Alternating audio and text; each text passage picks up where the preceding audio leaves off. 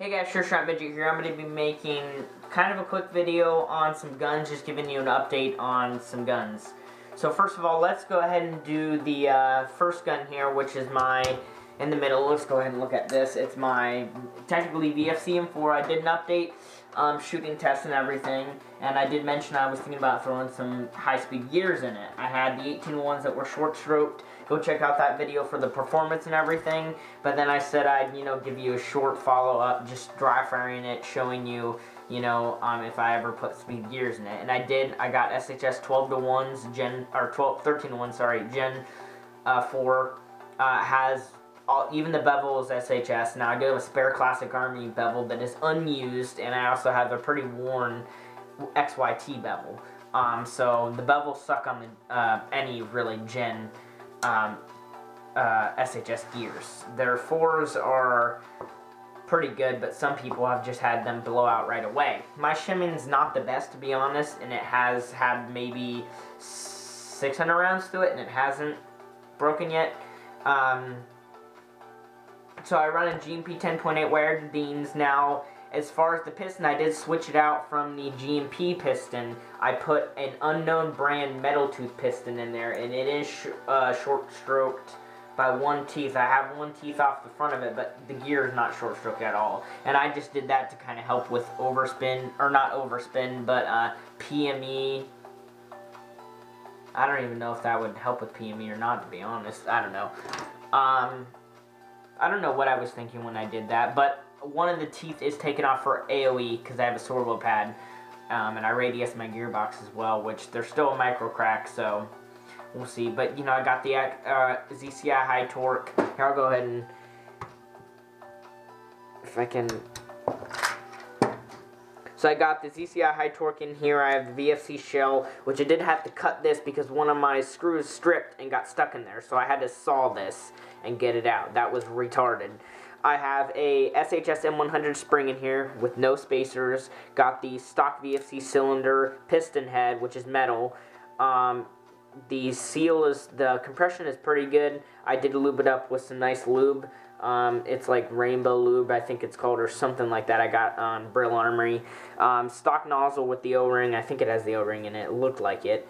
The metal piston is red, and it's a full metal rack, so I didn't glue the rack down like some people recommend. If I take the gun apart to swap bevels or do something, I'll probably glue the rack down just because it's recommended, but I'm not getting like 30 plus rounds a second on this, so I shouldn't have to worry about it.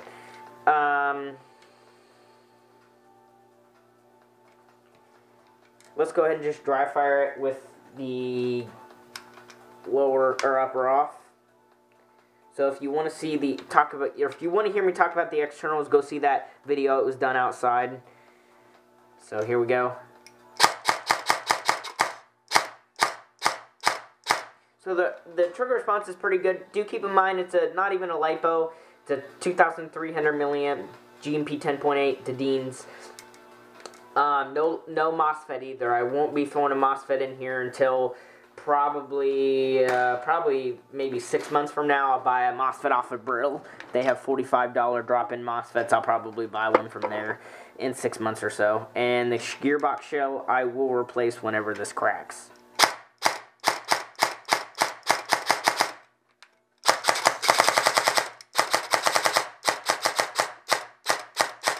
I mean, you can see the response time is really, really good.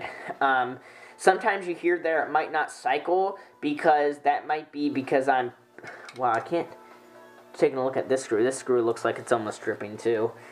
I better be careful with those screws. But I think it's because I'm not pushing all the way down the trigger. It's not a hair trigger or anything, or a micro switch.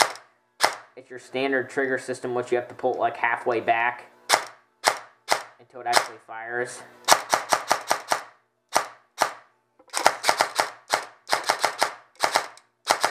But the funny thing is, some people might be like, oh, that gun, it's not cycling as best as it can. When you're shouldering this gun,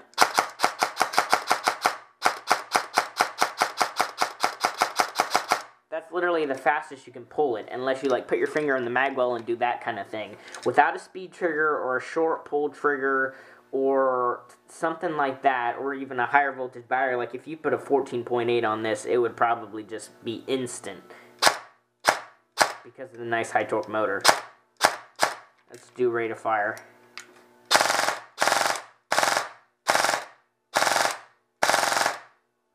So the rate of fire is about 25 rounds a second. It's not the best.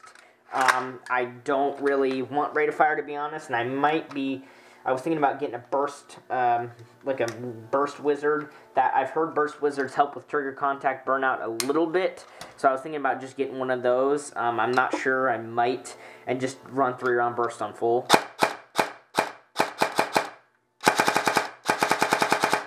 But you can see, I mean, it's running really well. Semi-auto sounds great. Alright, and then we have this AK that I got. Now, if you saw my unboxing, this AK was trash. I got a pile of junk, pretty much. But I fixed this thing up, so, you know, I'm just going to let you look at it. I'll probably do a separate video on this. But, you know, basically what I had to do is I had to re-shim it. I had to replace the spring on the motor because that kept popping off and breaking, which is really weird. It broke 2 of them.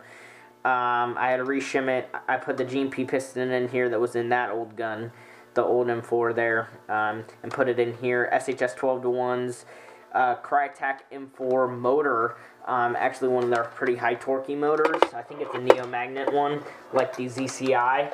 It's not giving it off as much torque. And it also has a SHS M120, but my FPS is only about 350 to 370 with 2s because my compression is alright, but I think I'm losing some in the hop-up. So there you go. That's a 10.8. I'm going to be buying a 9.6 nunchuck for this, and I've tried a 7.4. It shoots pretty well with the 7.4. The piston, or the gear is short stroke by 4 teeth. I did put a sector chip in there, so it does feed. It does feed on full auto at 20 rounds a second on a 9.6, which is really nice. That's perfect for me. I don't know. I don't really care for AK triggers. I'm not used to them, so it's kind of... And then full auto is pretty crazy. It's like 3 rounds a second, which I don't really want to do because the original Xima piston stripped when I did full auto with this battery. It just shredded it. And also my piston head fell off twice. Literally, my piston head fell off twice. I think when I was doing full auto. So I Loctited the piston head screw, so it should be pretty good. So this gun, I only have 1 mid-cap for it. It does feed flawlessly with the mag brand mid-cap. I'm not sure what I'm going to do with this gun. I think I might just use this to, you know, shoot my friends with when we play backyard games. If I go play CQB and I want to use an AEG, I'll use this over my WeTech PDW. I might want to even use this M4 in CQB just because it's so dang responsive. But this will just probably be my main CQB AEG, which it's not short, but it shoots at a low FPS. Or I might carry this in the winter. I was thinking about that because the battery's protected in the stock instead of out like this M4. So I probably put, you know, my 9.6 1600 in here and maybe even get 11.1 LiPo for winter and just run semi so I don't get 30 rounds a second, you know, blowing my piston up. Probably getting 11.1, throw it in that stock for winter, and I'll still get a good trigger response. But it's got stock contacts. But I like that. It's a work in progress. But as you can see, there's tape there because this whole top part needs to be solid. I did modify the charging handle so I can go back further. Dang it. See? Also, the hop-up is stock. It's alright, but I have sighted in with .2s, like very little hop added, and it's going 130 feet. And it starts to drop at like 140. And then there's this JGM4, which also came in the box, and I threw this rail system on that I had laying around and all the Magpul stuff, rail panels. I'm trying to sell this. Nobody's tried to buy it. I wanted 100 for it. Shipped. It has a GMP high-speed motor. There's a 7.4 in here. It's like almost dead 7.4. I took this gun apart. and re-greased it with the same lube. Cleaned it and greased it, and I actually threw a Sima AK spring in here, the stock one. This was the stock JG. The Echo or the Sima one seemed to be a little bit weaker, which is what I wanted with the higher speed motor. But it should be chronoing about 300 with 2.5s, which with 2.5s, man, the BBs are great. And this is a 3-year-old gun that was a rental. It's got a G&G crane stock, so I'm selling this for $140 with the 7.4 LiPo, with this handguard, with the rail, with one crappy magazine that feeds all right on full auto with this rate of fire. Shoots 20 rounds a second with a 10.8. I'll let you hear it with the 10.8. Well, yeah, I'll let you hear it with the 10.8. This 7.4 is like the only thing that fits in this handguard with the rail, so do keep that in mind. I probably won't tell it to somebody over YouTube, but I just don't feel comfortable with that. I do Facebook stuff. I don't know, YouTube's just, I don't know.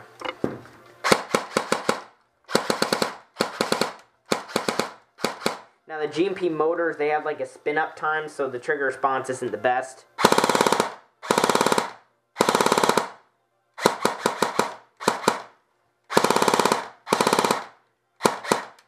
That's probably not quite 20 rounds a second. I thought it would be faster.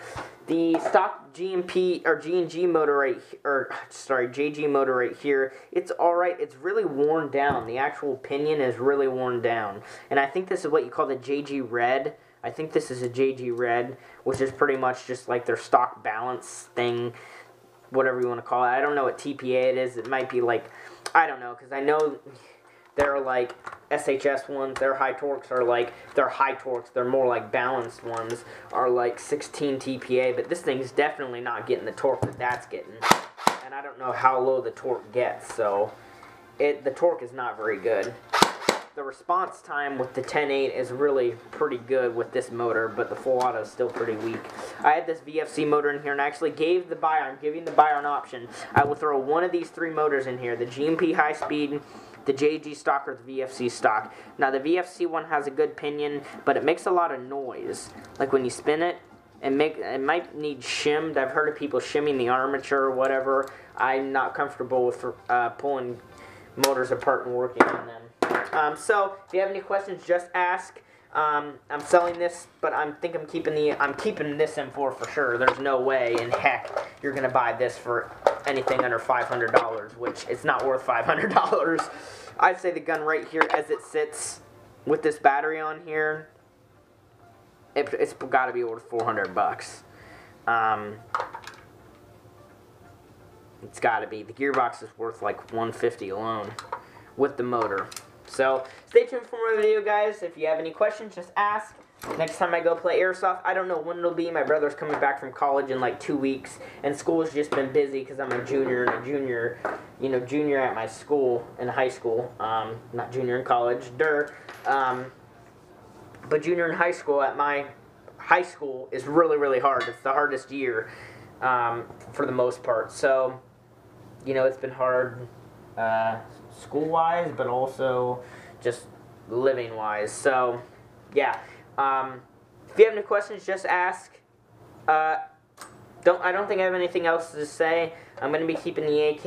If I have any more issues with it, I'll probably let you know. But I've had to take it apart 3 times already. It's version 3, first version 3 I've ever worked on. I don't really like the trigger switch assembly. Just the way that all works. It's really enclosed, and you have to it's hard to get your tappet spring. And the trigger spring, I just don't really care for it. The version 2 is what I grew up on. I've only worked on 2 version 3s, and probably 10 different probably only 6 different version 2 gearboxes, but I've opened them probably a lot. I've opened them a lot. I opened this one and it took me like an hour to shim everything, grease everything, get it all back together.